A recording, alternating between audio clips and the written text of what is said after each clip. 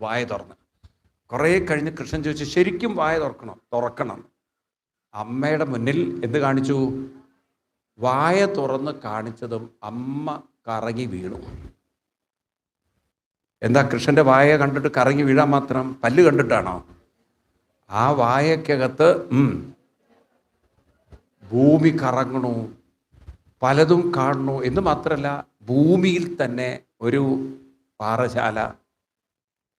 പാറശാലയിൽ കുറേ പാറകളല്ലാത്ത മനുഷ്യർ പലരെയും ആര് കാണാൻ തുടങ്ങി?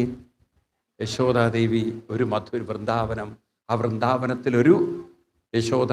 ആ യശോദയുടെ യശോദയുടെ വായിലാണോ?